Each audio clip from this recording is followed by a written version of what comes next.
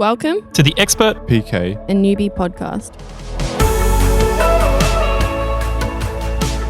Hello and welcome to another episode of the Expert PK and Newbie podcast, the podcast where each week we take a passage from the Bible, we read it, we discuss it, and we get three different perspectives from three different people. As always, today I've got joining me, I have Lachlan Miller, our expert. Hello. And I've got Morgan Carter, our newbie. Hello. And I'm Joshua Lee, the PK pastor's kid. How are you all doing?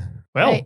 Doing well. That's well. We've just all had lunch together, so there's not too much to catch up on. But Morgan, last time you were saying that you brought a friend or someone new to church, and you challenged our listeners and viewers for them to bring someone new to church. I believe you brought another new person to church. Yep. So I'm sticking with my challenge of trying to bring someone new each week. People from all different walks of life, different ages. I just kind of put it out there, and yeah, it's still going well. Still going well? Yeah. All good interactions, like no negatives? Yeah, lots of people are very shocked. A lot of them instantly say, oh, so you're not a cult? And good feedback. And they're like, oh, they're normal people.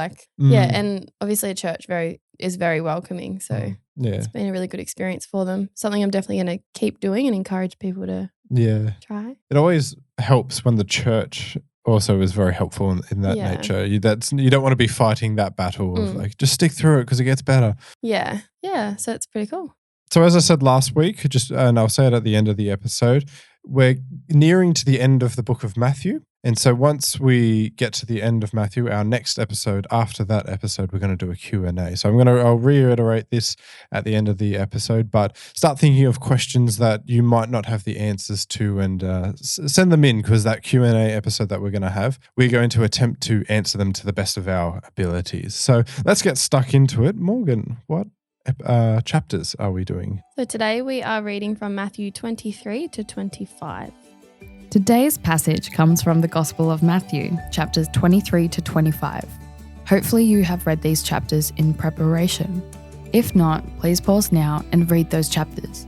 While in Jerusalem, Jesus warns the crowd not to follow the false teachings of the Pharisees. He then goes up and sits on the Mount of Olives, where he delivers his fifth and final major sermon to his disciples, in which he gives them an overview of the events that will transpire in both the near and distant future. So after reading these three chapters, compared to sort of some of the other chapters, these are long chapters of just continual writings. It hasn't been sort of broken up into different sort of chunks, and it almost feels like Jesus is going on this big long rant. It feels like, and this is his last sermon. Yeah, this is actually the final public teaching we'll see from Jesus from his ministry. And so chapter 23 isn't technically part of the final sermon. We'll hit that in 24, 25. But 23 is still a big block of teaching. And so I figured it sort of belonged here in this episode of just looking at the teachings of Jesus. And what we find in 23 is what seems like a brutal attack against the religious leaders of the Jewish people. And we don't find this in any of the other Gospels.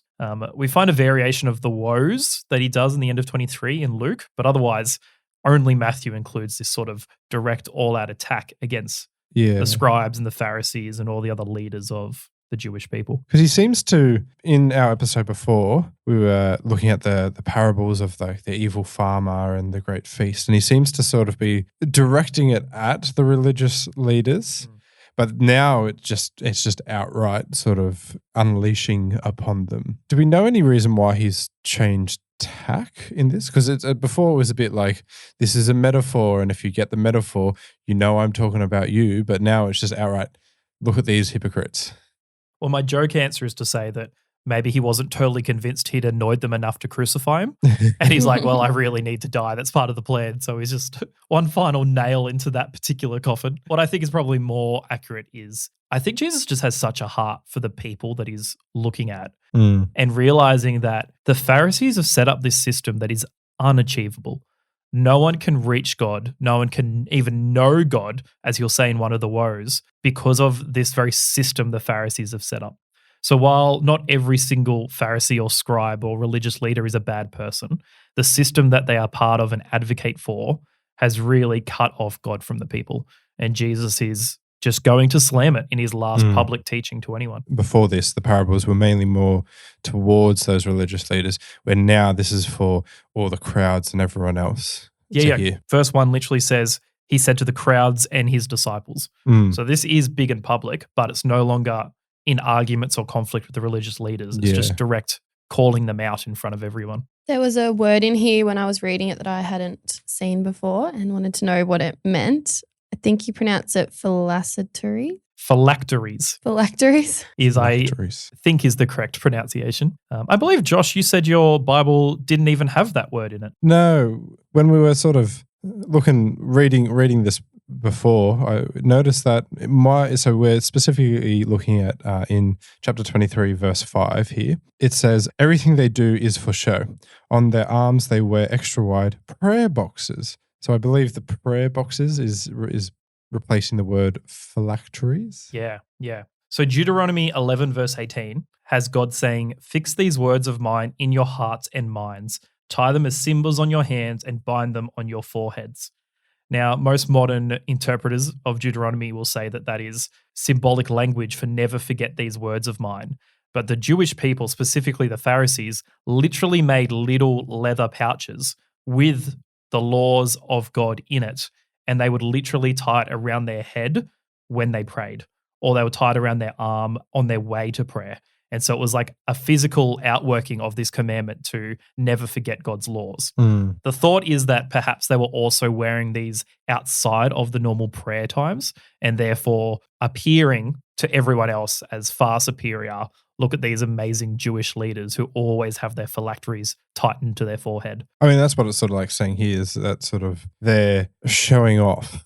They're being all this pompousness to it that they are almost in a way wanting to show off their power that they have, maybe and sort of abuse their power because they like the respect that it gains them. They want to be seen to be as religious and holy as possible, which is why in the same verse, Jesus criticizes them for the length of their tassels. And so Jewish garments would often have a tassel attached to each corner. And it seems like these particular Jewish people were wearing very, very long tassels off their clothes to show how religious they were. And what does rabbi mean that we see in this same area? Rabbi is the Jewish word for teacher. And so Jesus was often called a rabbi because he is a teacher.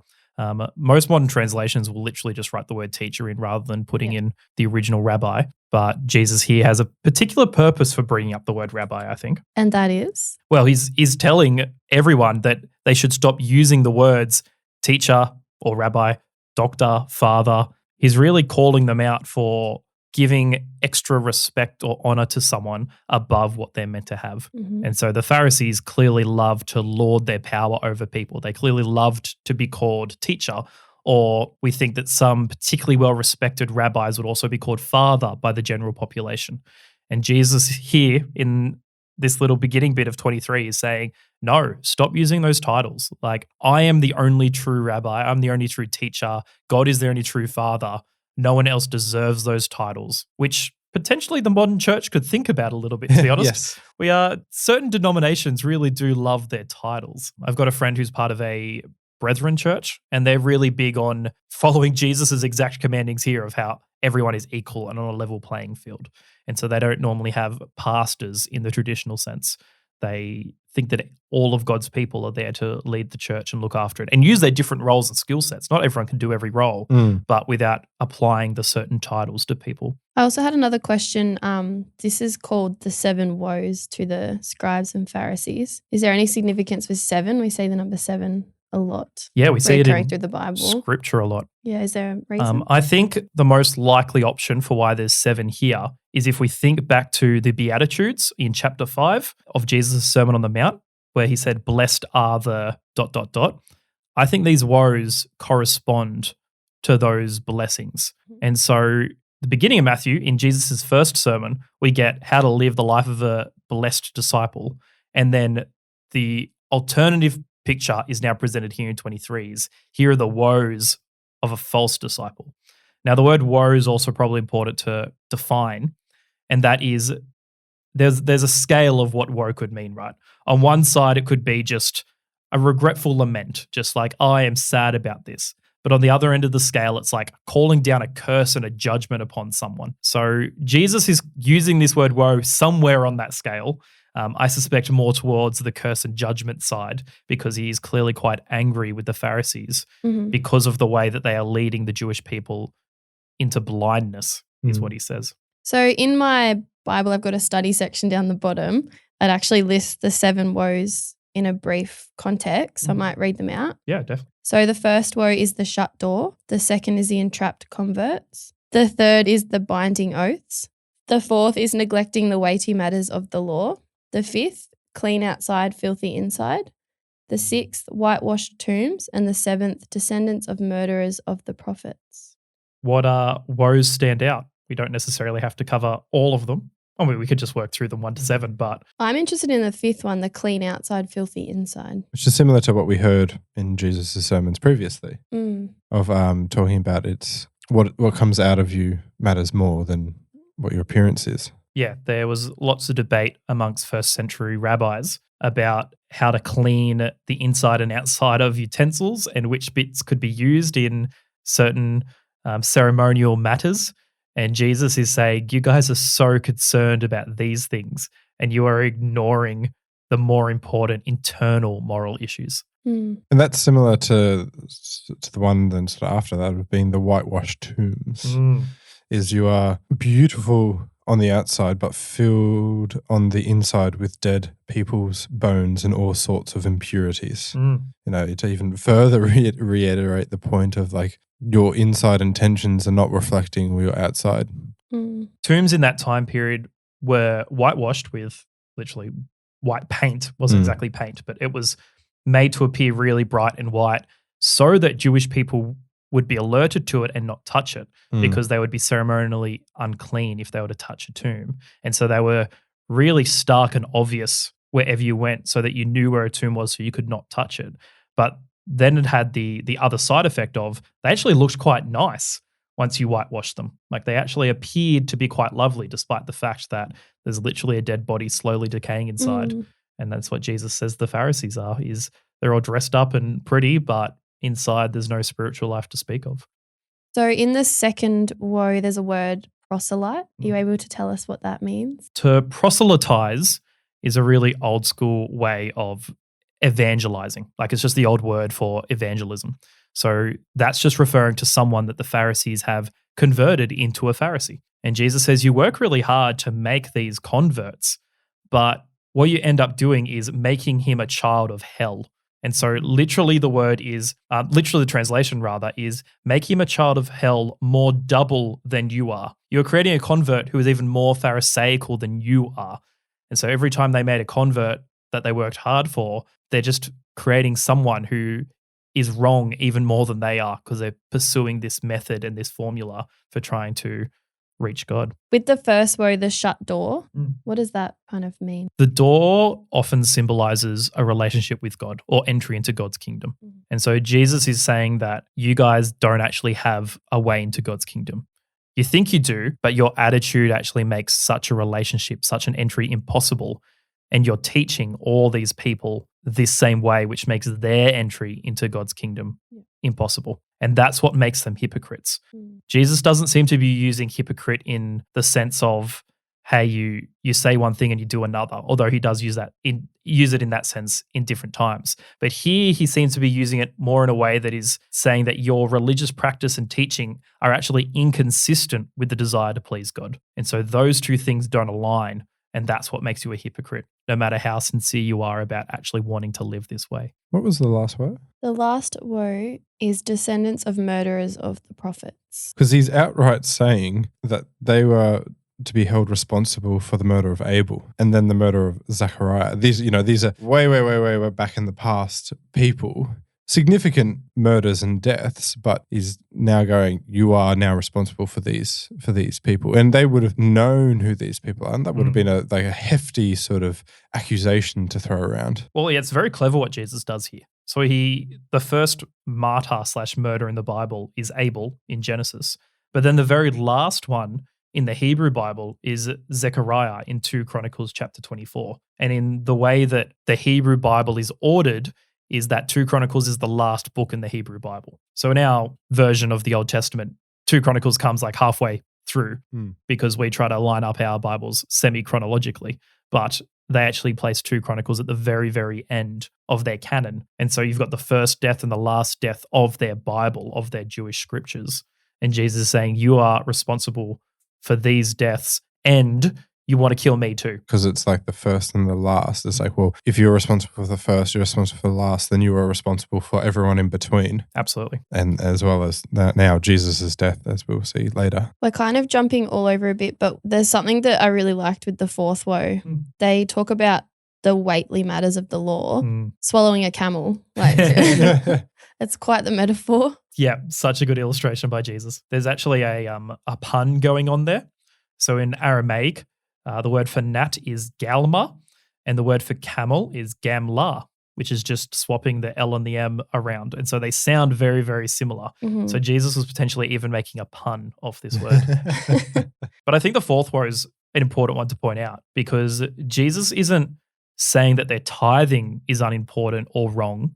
He's just saying that they're not doing the more important things, which is why he then quotes Micah 6:8, which is to act justly and to love mercy and to walk humbly with your God. Jesus is saying, yeah, sure, keep tithing, but you're not doing the more important thing. So that's what the woe's done. Verses 37 and 39 then forms like a bridge between these chapters. And so we've just looked at 23, which is Jesus really denouncing official Judaism. Like that's what he's doing there. But now, as we head into his final sermon, he takes that theme and talks about the judgment that Israel, and specifically the temple, will face because of the failure of the officials of Judaism.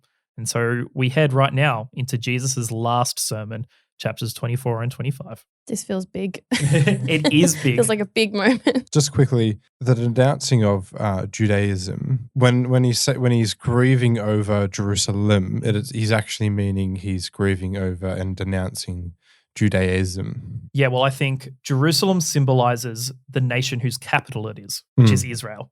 So you could talk about Israel by just talking about Jerusalem. So Jesus is really lamenting over all of Israel, which has failed in many, many ways. And the most obvious way that he's just talked about in the woes is how they are failing spiritually. Can I tell you one of my favorite things about this sermon? As if we can know. No, you're not allowed to. Yeah. This is basically a fun fact by Lachlan, but by a different name. In Ezekiel 11, verse 23, the context of this Old Testament book is the people have been taken away from Jerusalem. They've been invaded by the Babylonians and they've been taken to Babylon.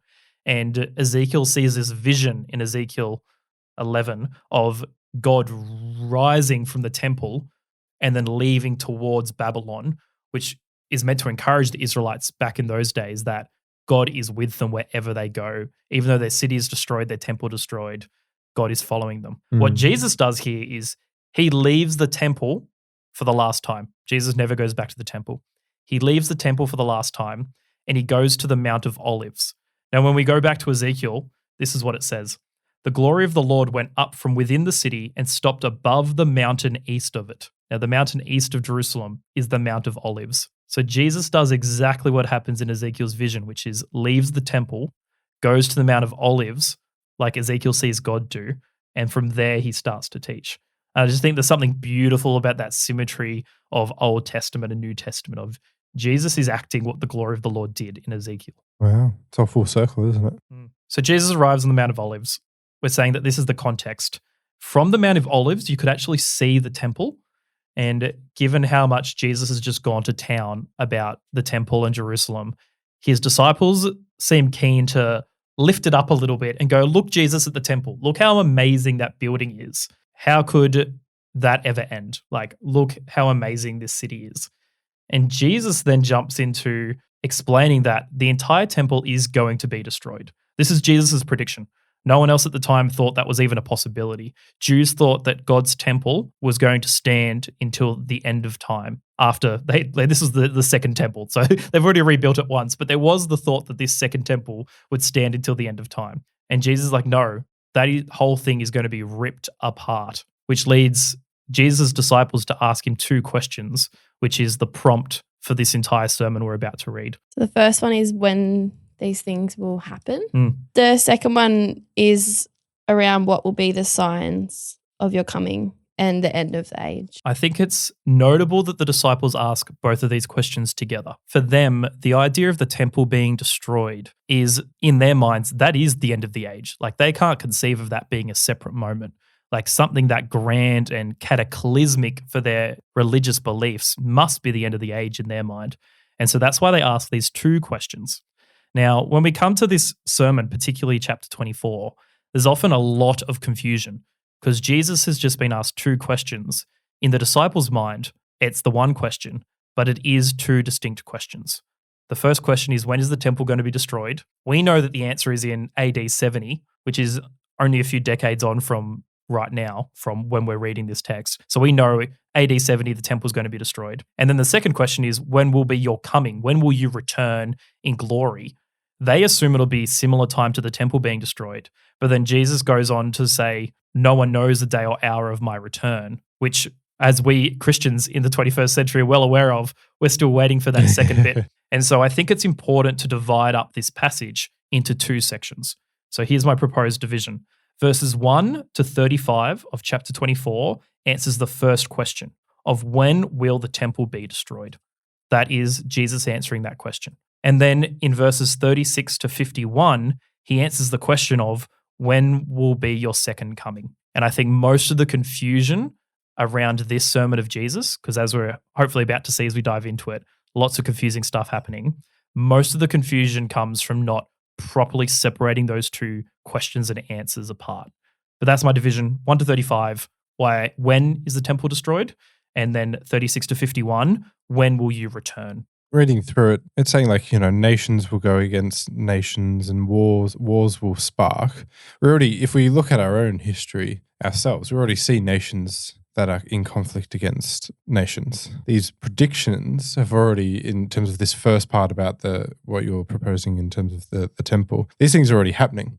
For us, these things have already happened. And I think, unfortunately, will continue to happen. It's interesting that you would point to that one first. Here's why it's interesting. Because it says, verse 6, you will hear of wars and rumors of wars, but see to it that you are not alarmed. Such things must happen, but the end is still to come. And I think what Jesus is actually saying is wars and rumors of wars is not a sign that the temple's about to be destroyed, because those things have always happened and will always happen.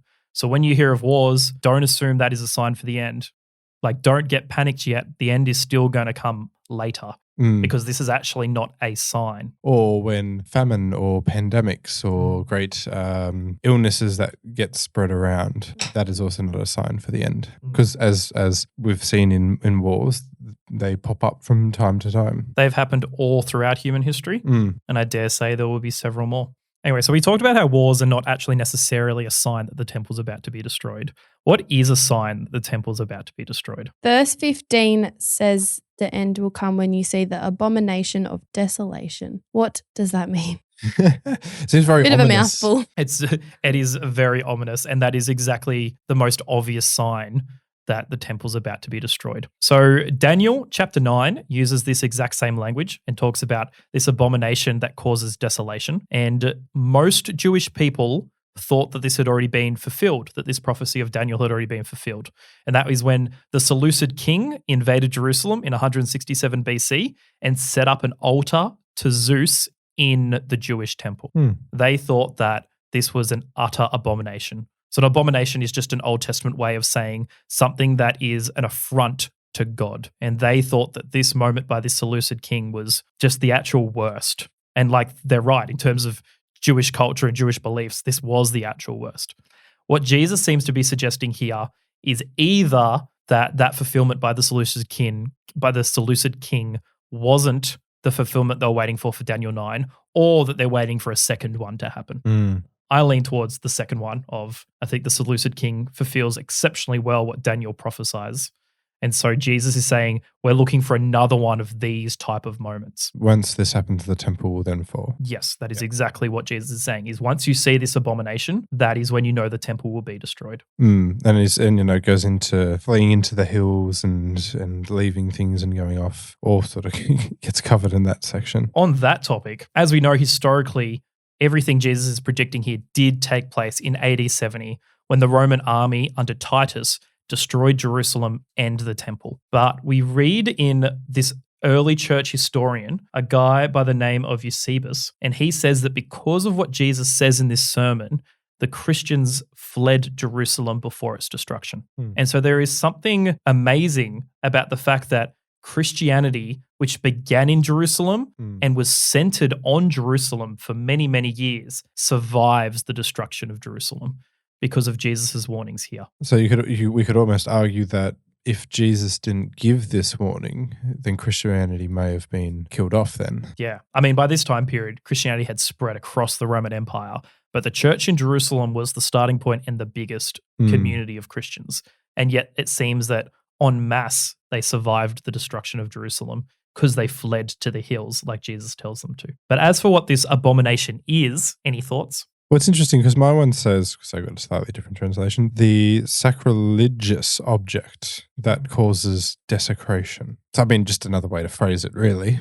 That seems to be implying it's a literal object that's going to be put in there that causes this. I'm not sure, other than that it's something similar to what maybe happened before of another false idol getting placed in. And I would argue that would be probably the thing that would cause such desecration to it. Because really to desecrate a place would be to strip out, or to desecrate the temple would be to strip out God from it. And so you would need to strip God out and then replace it with something else. I want to suggest that in Luke 21, which is sort of the Luke version of this sermon, he seems to indicate that the Roman army entering Jerusalem with their idolatrous standards. So they would have their flag as they marched in with their legions into Jerusalem. And on that flag was, or their banner, it's probably a better word for it. On that banner represented the paganism of the Roman Empire. And as the Roman army marches it towards Jerusalem with this idolatrous banner held high, Luke 21 seems to suggest that this is this abomination, this moment where the Jewish people and their God see something that is an affront to the holy God as they enter Jerusalem with this standard and banner. Because the Romans at this point in time, they had their Roman gods. The whole pantheon of them. The idea that they're bringing their Roman gods in was what Luke was referring to. Yeah. The Romans also had the cult of the emperor set up in most provinces, which is they would worship the Roman emperor as if he was a god. Talking about the brackets at the end of 15. So at the end of the verse, it says standing in the holy place. And in brackets, it says let the reader understand. Brackets seem to be a bit out of place almost for the Bible. Like it's addressing the reader itself. And was that by the original author, the translator? So my NIV does not have brackets there. It has dash. Let the reader understand dash. I think we're just meant to read this as something Jesus said.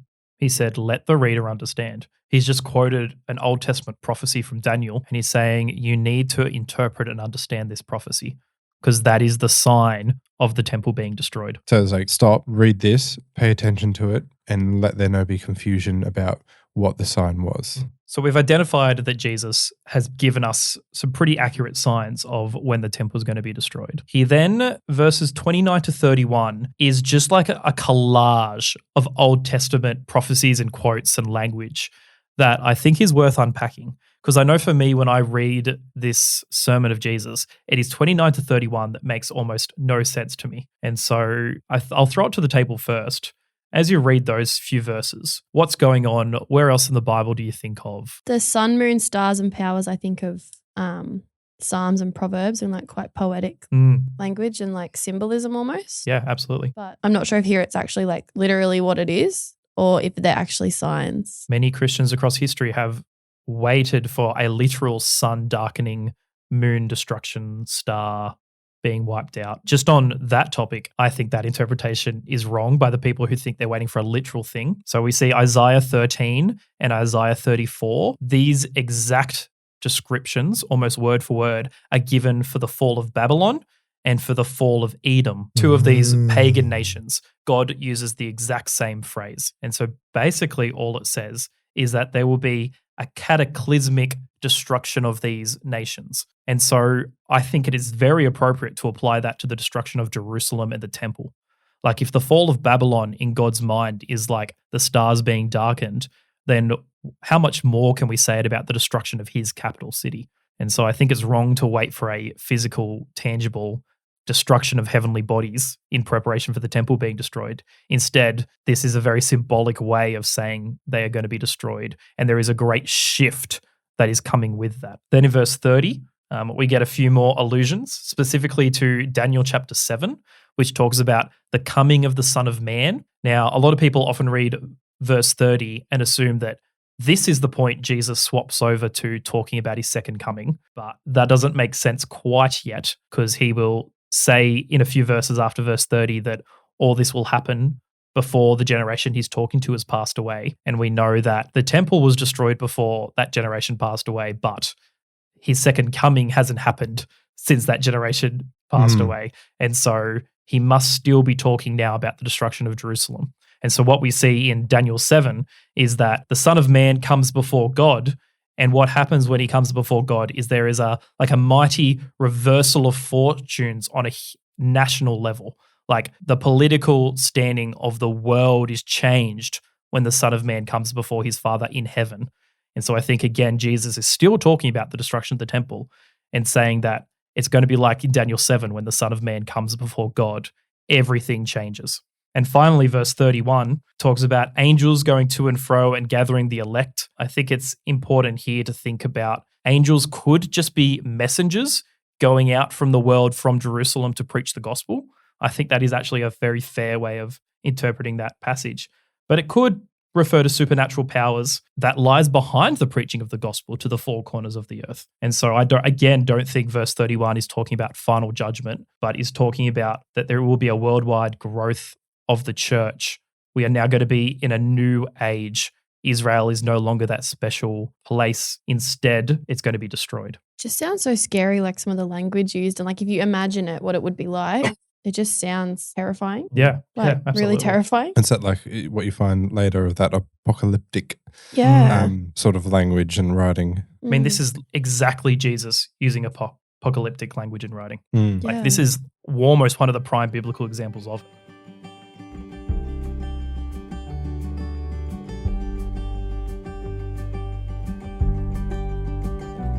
So now I think it's fair to move to verse 36, where Jesus changes subjects. Like he's no longer talking about the destruction of the temple. In verse 34, he says, "Truly I tell you, this generation will certainly not pass away until these things have happened." So that's talking about the destruction of the temple. Then we come to verse 36, and he says, "About that day or hour no one knows, not even the angels in heaven, nor the Son, but only the Father." And so we've clearly changed to a different topic than that topic of which this generation will survive and see. Because Jesus himself doesn't even know when his return will take place. It must be a new topic now. And this is the point we now start talking about the signs of his return. If the Son and the Father are meant to be the same, though, how does the Son not know? Such a fantastic question. This is something that really took me a long time to get my head around, like the Father, the Son, and the Holy Spirit, and like how it all works together. So I have the same question, like how? Is it a trick question? weren't we taught that they were all the same? And Yeah. They're same but different. The doctrine of the Trinity uses very precise language when we talk about it. What we need to know about Jesus, and this has been affirmed in all of the early Christian creeds, especially the Chalcedonian Creed, which is that Jesus has two natures. He is one being with two natures. He has his divine nature and he has his human nature. The best way of describing it is actually in that Chalcedonian Creed, which is an early Christian creed, which is that he is truly God and truly man. Now, there's a whole bunch of things about Jesus that we read in the Gospels that cannot be true of his God nature. Here's a few examples. He grew up and became strong in Luke 2. He increased in stature, Luke 2. He was 30 years old, Luke 3. He became weary in John 4. He was thirsty in John 19. He was hungry in Matthew 4. He died. We're going to read about that next week. Like, these are all things that cannot be true of his divine, heavenly, godly nature, but are absolutely 100% true of his human nature. So what I think we see here in Jesus is someone who, on account of his human nature, does not know when he will return. Now, because he also has a godly nature, I think he can recall that information the moment he needs it. But for whatever reason, he's chosen not to in this moment access the information that he totally has as God. But on account of his earthly human nature, he does not know when he will return yet. It's almost in a way he's like humbling himself to say that even he won't know. That is Philippians 2 to a T, where it says that Jesus humbled himself to become a man. When reading through this, verse 42 stood out to me. Stay awake, for you do not know on what day your Lord is coming. I think it was just like a good reminder to not waver in your faith and just like stay awake, stay present, even when you don't know, and also just to stay strong in your faith, even when you don't know what is happening, what's coming, what's going on. I don't know. Yeah. Yeah, absolutely right. This second bit of the sermon, this Jesus answering the question of when he will return, he says, I don't know when I'm coming back. And it's not important about when I'm coming back because it'll be at a time when it's least expected. So live a life from right now, a life that glorifies God and a life that is ready at any point for me to come back. Yeah. Must be ready also. I think it's a good like self-check-in reminder too. If you were to meet God tomorrow, would you be proud of where you're at and what you're doing? Like, be ready at all times. And that's Jesus' exact message. It's stop worrying about when I'm coming back and live a life worthy of me coming back. Which one of my other pet peeves is seeing any Christian leader ever try to claim they know when Jesus is coming back. Jesus just said he doesn't know. So stop claiming you know more than Jesus and live a life worthy of it. Like any good preacher, he realized he's just spoken content for far too long. He's just raved on in many, many verses about the destruction of the temple and his second coming.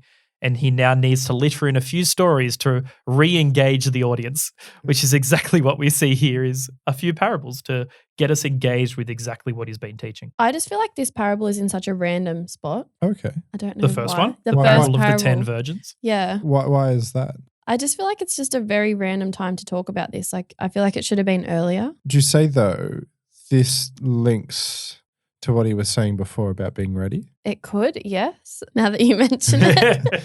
Because I think this parable is meant to illustrate exactly what Jesus has just been teaching. So I agree it changes tracks dramatically because suddenly we're talking about like a village wedding. Yeah. But it is teaching a very specific point through this parable. It sounds like you've got a good handle on what it's teaching, John. What is it teaching? If we sort of just look at the parable, and my one's a bit nicer than saying virgins. My one's a bit more PG in saying like the bridesmaids. And them being ready for the bridegroom or the groom, and that when the groom arrives, they need to be ready to leave. So half of them have prepared and have enough oil, and the other half do not. And so they seek, when they realize they do not have enough oil, they then try and get more oil, but realize they can't, so they go out. And so they are unprepared about this. And so when they come back, they've missed out on the groom that's come. And so I would say that the groom in this instance is God and is Jesus, and that we are preparing ourselves for when Jesus comes back and not missing out when Jesus comes. We don't want to be unprepared and unready for him at the door and then come to the, we don't want to come to the door and it's locked behind him and we're not allowed to go in. That's my understanding. I think you're bang on. And my version says God called himself Israel's husband, like my little study bit down the bottom. I think that's so funny. Yeah, he definitely does, which is why it's interesting that it is almost definitely Jesus in the place of the groom in this story. Because it's again Jesus placing himself in positions that is normally held by God in the Old Testament. He's done it throughout Matthew, and that has raised many eyebrows of many religious people as Jesus keeps putting himself into the position of God from various Old Testament passages and stories. And we're getting these images of marriage and like a groom and a bride, because it's that partnership you have between one and another, the partnership that we have with Jesus. And I think this parable is helpful for informing us that we need to be ready, but I think it doesn't help us know what we're meant to do in the meantime, which is exactly what the next parable is about. So right at the start of this parable, it talks about the 5 talents. Do you know what the 5 talents are? Yeah, so a talent is actually just a unit of money. So don't get confused thinking of like natural talents or skills or abilities. I think that is a way that this passage has often been read, but that's purely just a confusion of the English language. But a talent is quite a bit of money. It's probably about 20 years' wages is a talent. My translation actually says bags of gold, which is also sufficiently vague but conveys the same idea of it's a large sum of money being given to each of the servants here. Yeah, because I was kind of going through trying to find like 5 talents Yeah, and like good at find them. Are they good at admin? Yeah. Are they good at- He was really good at backflipping. Yeah. What a natural talent. Which is then strange, because if yours says bags of gold, why is mine bags of silver? Why?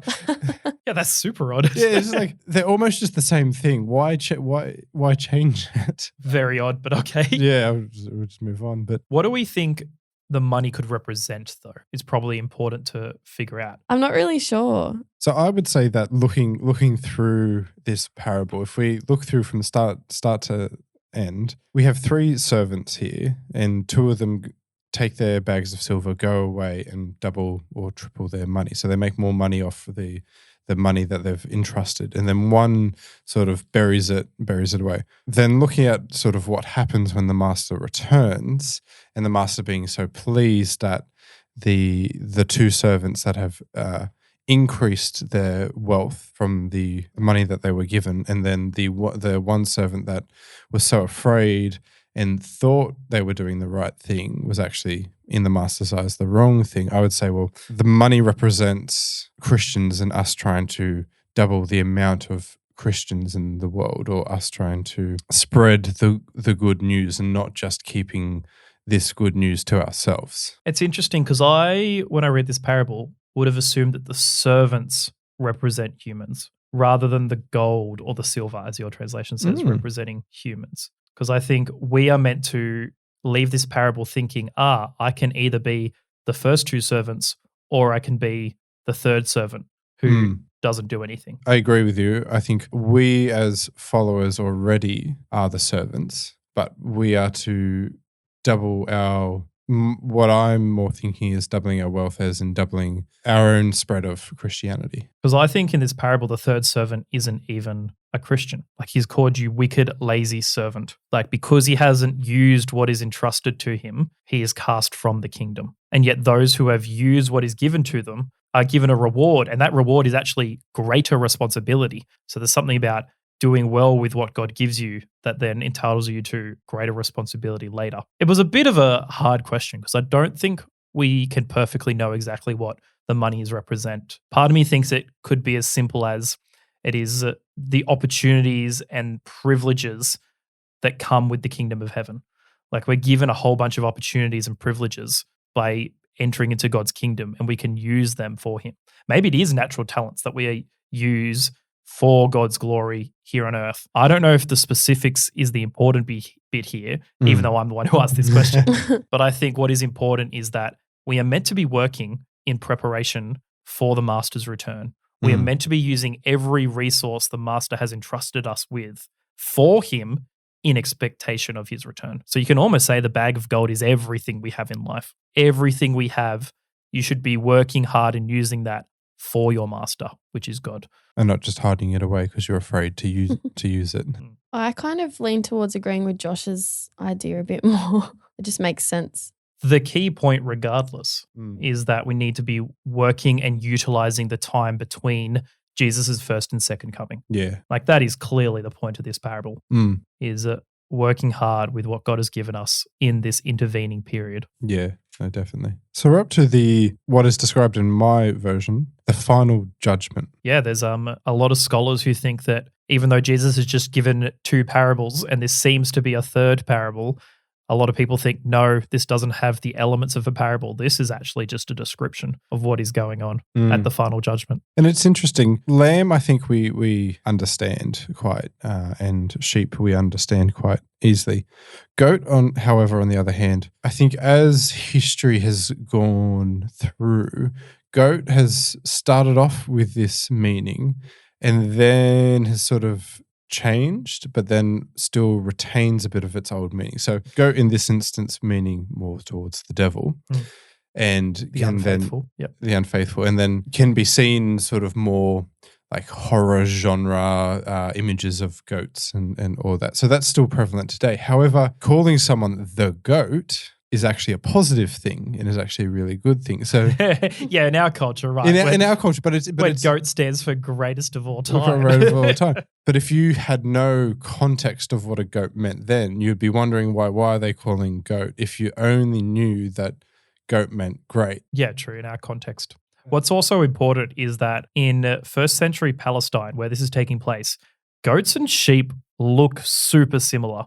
If you've got in your mind the picture of the white, fluffy European sheep, stop. That is literally not what Jesus is talking about. This practice of separating sheep and goats was actually something a Palestinian shepherd would do often, because from a very cursory glance, they are very hard to distinguish.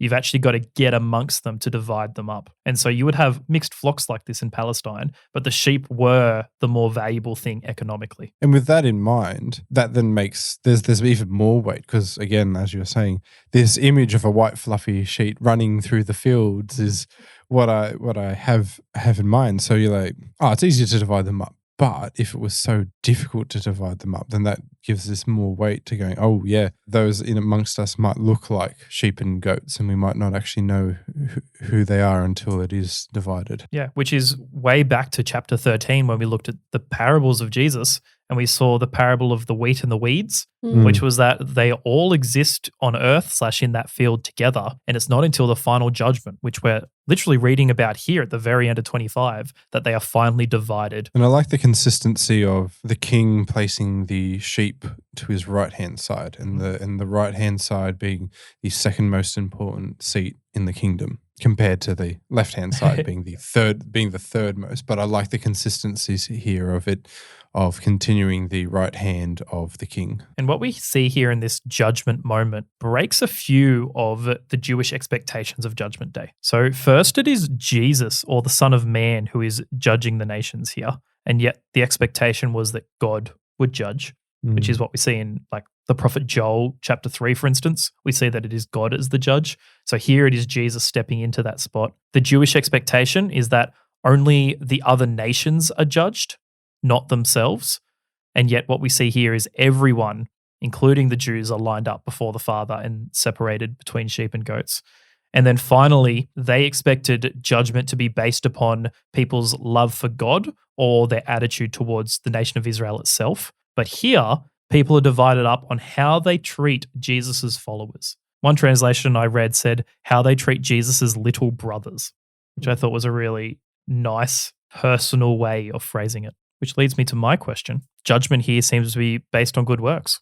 Is that what we take away from this? Is this more than linking it to the part where it's like, when did you ever be such and such? Is that what we're saying here? Like when when I asked the question of, is this based on good works? The dividing feature amongst them is how they acted, which has not been the Christian message. No. I don't believe it's necessarily good deeds, but it's how you're treating the sheep. I think we are meant to see a very strong link between this passage we've just read and Jesus's second sermon in chapter 10. So the list of hardships that he has just thanked or judged people for not doing is the exact same things that he promises to his followers in chapter 10 that they will experience. Now, interestingly enough, it's also the exact same Christian experience that Paul has when he lists out his Christian experience in 2 Corinthians chapter 11. He's like, I went through all of these things. I was in prison. I was hungry. I was thirsty. Something Jesus says at the very end of his sermon in chapter 10 is this: anyone who welcomes you welcomes me. And so what I think we're actually meant to read in this final judgment passage is all of these Christians, all of these sheep who accepted and cared for and loved other Christians, that is meant to be taken as a sign that they accepted Jesus. So the dividing factor is still whether your faith is placed in Jesus, whether you've entered his kingdom via him because he is the only gate into his kingdom. That is still the dividing line. But the way he explains it is, did you accept those who are of me? Because that is the sign that you accepted me. Does that make sense? Yes, it's no matter what state he was in, you accepted him. So you accept Jesus by accepting his followers. Mm. Jesus says also in chapter 10 that you'll be rewarded if you give the smallest or least significant of my followers a glass of water. I remember discussing that many, many weeks ago now. And so the dividing line is still faith in Jesus. Mm. And the outworking of that faith in Jesus is you have accepted those that he has accepted. And then we end the final sermon of Jesus on this terrifying note. Then they will go away to eternal punishment, but the righteous to eternal life. So I guess we do actually end on a high note, which is there is that eternal divide that will happen. The sheep and the goats is an eternal decision. Judgment Day is coming. We don't know when, but it is coming.